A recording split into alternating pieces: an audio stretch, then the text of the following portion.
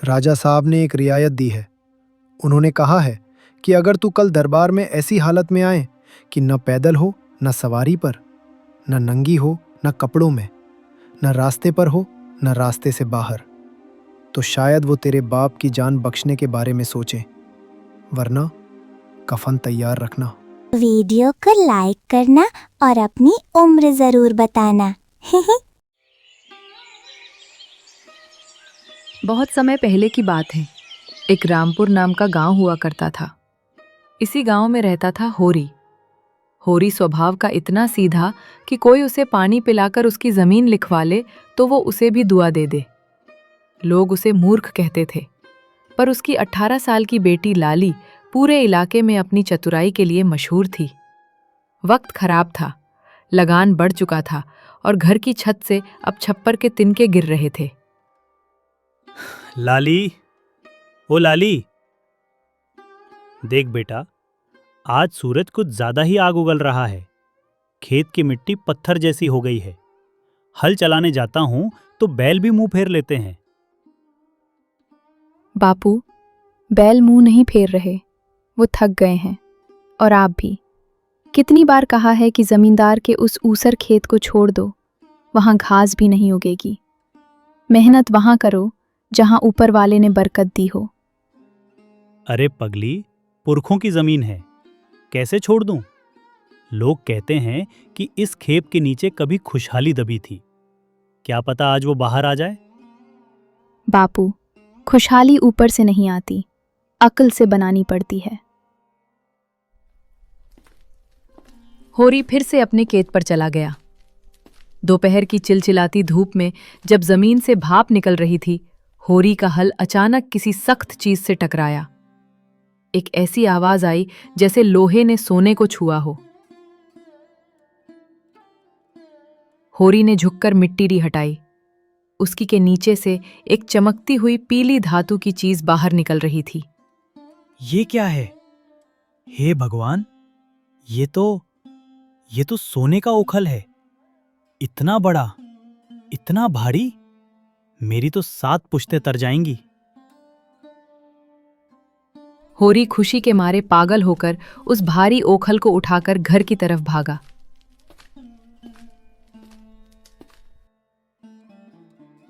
लाली, लाली देख!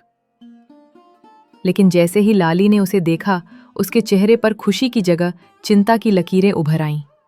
बापू, ये क्या ले आए? इसे चुपचाप वहीं गाड़ दो जहां से लाए हो। ये सोना नहीं, हमारे गले का फंदा है। क्या कह रही है लाली? ये साक्षात लक्ष्मी है। मैं इसे राजा साहब को दूंगा। वो खुश होकर हमें इनाम देंगे, हमारा लगान माफ कर देंगे। बापू, दुनिया इतनी सीधी नहीं है जितना आप सोचते हो। आप राजा को ओखल दोगे तो वो पहला सवाल ये पूछेगा, इसका मूसल कहाँ है?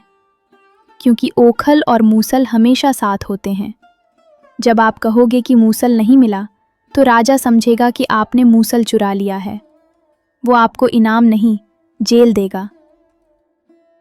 नहीं लाली, राजा साहब बहुत दयालु हैं। वो मेरी ईमानदारी देखेंगे। मैं अभी जा रहा हूं महल। तू बस देख, आज हमारे दिन बदल जाएंगे। लाली चिल्लाती रही, लेकिन होरी ने एक न सुनी। वो सीधा राजा विक्रम सिंह के दरबार में पहुंच गया। दरबार में सन्नाटा था। राजा अपने मंत्रियों के साथ किसी गंभीर चर्चा में थे। तभी होरी ने वो चमकता हुआ ओखल उनके कदमों में रख दिया। हाँ, ये क्या है? इतना शुद्ध सोना? किसान, ये तुम्हें कहाँ मिला? महाराज, आपके राज में मेरी बंजर जमीन ने सोना उगला है। मैं गरीब आदमी हूं। ये ओखल आपके चरणों में भेंट करने आया हूं। बस मेरा लगान माफ कर दीजिए। ईमानदारी बड़ी दुर्लभ चीज है। लेकिन किसान, एक बात बताओ, जहां ये ओखल था वहीं इसका सोने का मूसल भी रहा होगा। वो कहाँ है? क्या उसे तुमने अपनी बेटी के दहेज के लिए छुपा लिया है? नहीं महाराज, मेरी बेटी ने तो पहले ही कहा था कि मूसल नहीं है तो मत जाओ, राजा शक करेंगे। मुझे सिर्फ यही मिला महाराज।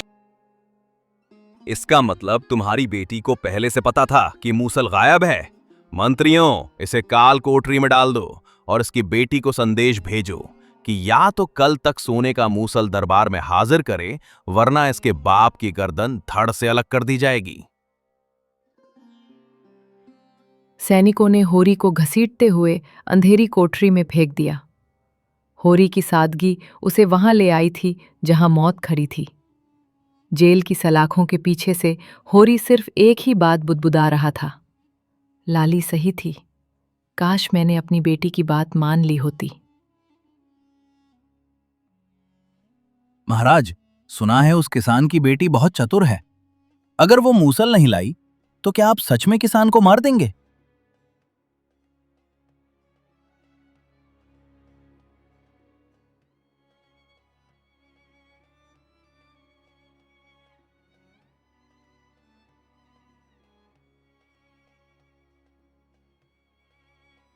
रात का सन्नाटा रामपुर गांव को निगल चुका था। लाली अपनी झोपड़ी के बाहर अकेले बैठी आसमान की ओर देख रही थी। उसे पता था कि कल की सुबह उसके पिता के लिए मौत का पैगाम लेकर आएगी। तभी राजा के सिपाही एक राजसी फरमान लेकर लाली के दरवाजे पर आ खड़े हुए। ओ किसान की बेटी, राजा विक्रम सिंह का हुक्म सुन। तेरे बाप ने राजसी खजाने की चोरी की है। अगर कल सूरज ढलने से पहले तूने सोने का मूसल दरबार में पेश नहीं किया तो तेरे बाप की गर्दन जल्लाद के नाम कर दी जाएगी। सिपाही जी, मूसल तो मेरे पिता ने चुराया नहीं, तो मैं कहाँ से लाऊं? क्या राजा साहब को मेरी बुद्धि पर इतना ही भरोसा है कि मैं मिट्टी से सोना पैदा करूंगी? राजा साहब ने एक रियायत दी है। उन्होंने कहा है कि अगर तू कल दरबार में ऐसी हालत में आए कि न पैदल हो, न सवारी पर, न नंगी हो, न कपड़ों में, न रास्ते पर हो, न रास्ते से बाहर, तो शायद वो तेरे बाप की जान बख्शने के बारे में सोचें, वरना कफन तैयार रखना। सिपाही चले गए। गांव के लोग जो खिड़कियों से झांक रहे थे, लाली पर तरस खाने लगे। सबको लगा कि राजा ने जानबूझकर ऐसी शर्त रखी है ताकि वो मना कर दे और होरी को मार दिया जाए। पर लाली के दिमाग की खिड़कियां अब पूरी तरह खुल चुकी थीं। बापू कहते थे कि तू बेकार है, पर कल तू मेरा सबसे बड़ा साथी बनेगा। लोग हंसेंगे, पर हमें उनकी हंसी नहीं, बापू की जान देखनी है।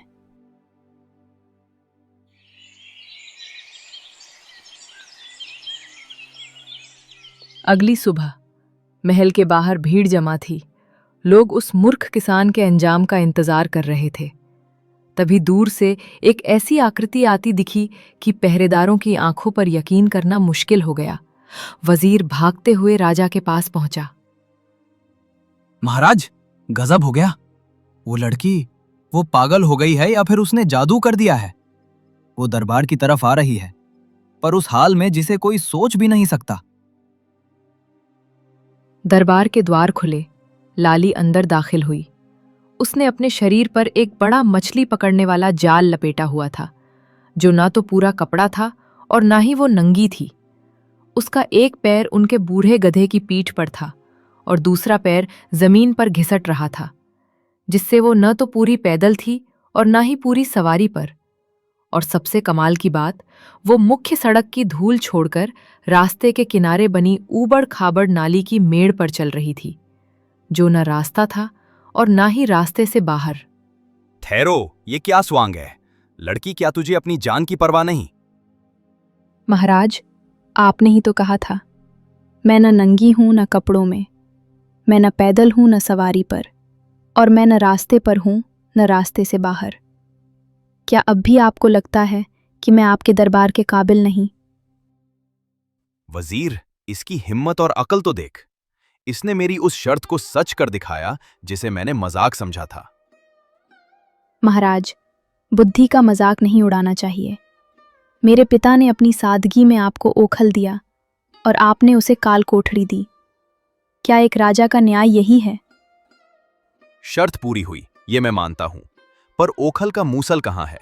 खाली हाथ आने की सजा अब भी मौत है।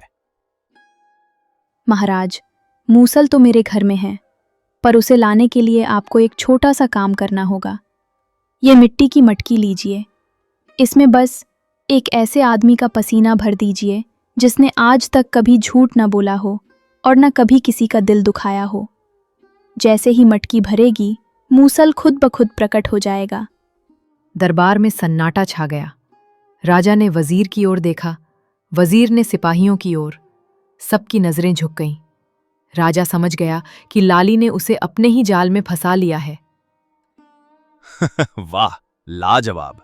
वजीर, आज तक हमारे दरबार में बड़े बड़े पंडित आए, पर इस लड़की ने तो शब्दों के खेल में हमें ही मात दे दी। सैनिकों, होरी को रिहा करो और इस गधे को शाही अस्तबल में ले जाओ। इसने आज एक बहुत बड़ा बोझ ढोया है। लाली, मेरी बेटी, मुझे माफ कर दे। तूने आज मुझे मौत के मुंह से निकाल लिया। होरी की आंखों में आंसू थे और लाली के चेहरे पर जीत की चमक। राजा ने होरी को ढेर सारा इनाम दिया और उन्हें विदा किया, लेकिन जाते जाते राजा ने लाली के कान में एक बात कही। लाली, तू जीत गई, पर याद रखना, राजा से जीतना आसान है, राजा को खुश रखना मुश्किल। कल मैं तेरे घर आऊंगा एक साधारण मेहमान बनकर। अगर तेरे सत्कार में कोई कमी रही तो ये सारा इनाम छीन लिया जाएगा।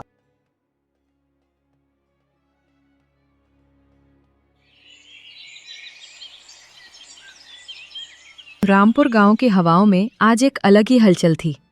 राजा विक्रम सिंह अपनी शानो शौकत छोड़कर एक साधारण घोड़े पर सवार होकर होरी के घर आ रहे थे।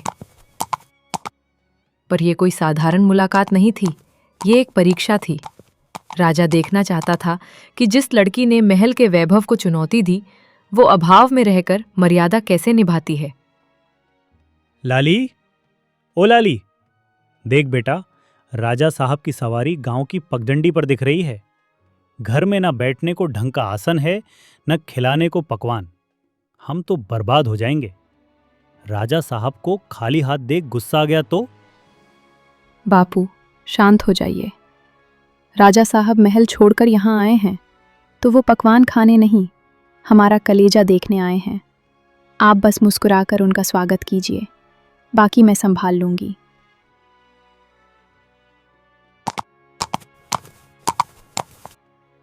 राजा विक्रम सिंह ने जैसे ही होरी की झोपड़ी में कदम रखा, उन्हें मिट्टी की सौंधी खुशबू और गरीबी के बीच एक अजीब सा अनुशासन दिखा। तो लाली, यही है वो महल जहां से तुम दुनिया को चुनौती देती हो। सुना है तुम्हारे पास हर सवाल का जवाब है, पर क्या तुम्हारे पास इस भूखे राजा के लिए कुछ भोजन है, या यहां भी कोई पहेली परोसी जाएगी? महाराज, गरीब के घर में पहेलियां नहीं, प्रेम होता है। मैंने आपके लिए समय की खिचड़ी बनाई है। इसे खाने के बाद आपको कभी भूख नहीं लगेगी। समय की खिचड़ी? ये क्या बला है? महाराज, ये वो खिचड़ी है जिसे पकने में सदियां लगती हैं और खाने में बस एक पल। ये संतोष का नाम है। राजा अभी खिचड़ी का स्वाद ले ही रहे थे कि तभी बाहर से जोर जोर से चिल्लाने की आवाजें आने लगीं। 2 किसान, बुधिया और सुक्खा, लड़ते हुए झोपड़ी के अंदर घुस आए। उनके पीछे गांव की भीड़ थी। महाराज, न्याय कीजिए, सुक्खा ने मेरी गाय चुरा ली है। मेरी गाय ने रात को बछड़ा दिया था, पर सुबह सुक्खा कह रहा है कि यह बछड़ा उसकी भैंस का है। झूठ बोलता है महाराज। मेरी भैंस और इसकी गाय एक ही खूंटे के पास बंधी थी। बछड़ा मेरी भैंस के पास खड़ा था तो वो मेरा हुआ। तो लाली, तुम तो बहुत बड़ी न्यायप्रिय बनती हो। बताओ, इस उलझन को कैसे सुलझाओगी? भैंस का बछड़ा या गाय का? गवाह कोई है नहीं और सुक्खा कह रहा है कि बछड़ा उसकी भैंस के पास मिला। न्याय करो, वरना समझूंगा कि तुम्हारी बुद्धि सिर्फ बातें बनाने के लिए है। सुक्खा एक रसूखदार आदमी था और राजा का खास आदमी भी। राजा जानबूझकर सुक्खा का पक्ष ले रहे थे ताकि लाली को नीचा दिखा सकें। लाली थोड़ी देर चुप रही, फिर उसने कहा, महाराज, न्याय तराजू से नहीं, स्वभाव से होगा। सुक्खा भाई, आप कहते हैं कि भैंस ने बछड़ा दिया है? हाँ, मेरी भैंस ने ही दिया है। ठीक है, तो एक काम कीजिए, गांव के तालाब के पास इन दोनों जानवरों को ले चलिए। मैं एक मंत्र पढ़ूंगी जिससे पानी में आग लग जाएगी। जो जानवर उस आग में कूदकर अपने बच्चे को बचाएगा, बच्चा उसी का होगा। पागल हो गई है क्या लाली? पानी में कहीं आग लगती है? ये नामुमकिन है। महाराज, अगर पानी में आग लगना नामुमकिन है तो एक भैंस के पेट से गाय का बछड़ा निकलना कैसे मुमकिन है? क्या कुदरत ने कभी अपना नियम बदला है? उस छोटी सी झोपड़ी में सन्नाटा छा गया। सुक्का का चेहरा पीला पड़ गया। राजा विक्रम सिंह के हाथ से खिचड़ी का निवाला गिर गया। उन्हें समझ आ गया कि लाली ने एक बार फिर उन्हें उनके ही तर्क से हरा दिया है। सुक्खा, सच बोल, वरना अभी इसी वक्त काल कोठरी की हवा खानी पड़ेगी। माफ कर दीजिए महाराज, गाय का ही बछड़ा था, मैंने लालच में झूठ बोला था। राजा खड़े हुए और लाली के सामने अपना सिर झुकाया। ये एक राजा का एक साधारण लड़की के प्रति सम्मान था। लाली, आज तूने मुझे सिखा दिया कि न्याय सिंहासन से नहीं, सत्य से होता है। मैंने तुझे नीचा दिखाने की कोशिश की, पर तूने मुझे ऊंचा उठा दिया। पर याद रखना, कल मेरा आखिरी दिन है इस गांव में, और कल मैं तुझे वो चुनौती दूंगा जिसे आज तक कोई सुलझा नहीं पाया। मैं तैयार हूं महाराज, क्योंकि जहां सच होता है वहां डर की कोई जगह नहीं होती। राजा तो चले गए, पर गांव वालों की आंखों में अब लाली के लिए सम्मान और भी बढ़ गया था। रामपुर की सरहद पर सूरज की पहली किरण अभी ढंग से उतरी भी नहीं थी कि राजा विक्रम सिंह का शाही काफिला होरी की झोपड़ी के बाहर आकर रुक गया। आज गांव का हर बच्चा, बूढ़ा और जवान वहां मौजूद था। सबकी सांसें अटकी हुई थीं। कल लाली ने न्याय का तराजू झुकाया था, पर आज राजा अपनी अंतिम चाल चलने वाले थे। राजा के हाथ में एक मखमली थैली थी, जिसमें कुछ ऐसा था जो कुदरत के नियमों के खिलाफ था। होरी, अपनी बेटी को बाहर बुलाओ। आज खेल का आखिरी दिन है। अगर वो जीत गई तो तुम इस राज्य के सबसे सम्मानित नागरिक बनोगे, और अगर हार गई तो याद रखना, राजा का अपमान मौत से कम नहीं होता। महाराज, रहम कीजिए, वो तो बच्ची है, उसकी भूल चूक माफ कर दीजिए। हम गरीब लोग हैं, आपके सामने क्या टिकेंगे। बापू डरो मत, सच को किसी ढाल की जरूरत नहीं होती। महाराज, आज्ञा कीजिए, आज आपकी कौन सी पहेली मेरा रास्ता रोकेगी? राजा ने अपनी मखमली थैली खोली और उसमें से 12 उबले हुए सफेद अंडे निकाले। उन्होंने वो अंडे लाली की हथेली पर रख दिए। अंडों से अभी भी भाप निकल रही थी। वो पूरी तरह उबल चुके थे। लाली, ये 12 अंडे हैं। इन्हें मैंने खुद खौलते पानी में उबाला है। मेरा हुक्म है कि कल सुबह तक तुम इनसे चूजे निकाल कर दिखाओ। अगर कल सुबह इन अंडों से जान नहीं निकली तो समझ लेना कि तुम्हारी बुद्धिमानी का सूरज डूब गया। उगल्फ पूरा गांव सन्न रह गया। उबले हुए अंडों से चूजे? ये तो साक्षात असंभव था। होरी को अपनी मौत साफ दिखने लगी, लेकिन लाली के चेहरे पर एक रहस्यमयी मुस्कान थी। जो हुक्म महाराज, लेकिन इन चूजों के दाने पानी का इंतजाम भी तो करना होगा। दाने पानी का वो तो कल देखा जाएगा, पहले चूजे तो निकाल। राजा ठहाका मारकर चले गए। पूरी रात लाली ने कुछ नहीं किया, बस आराम से सोई।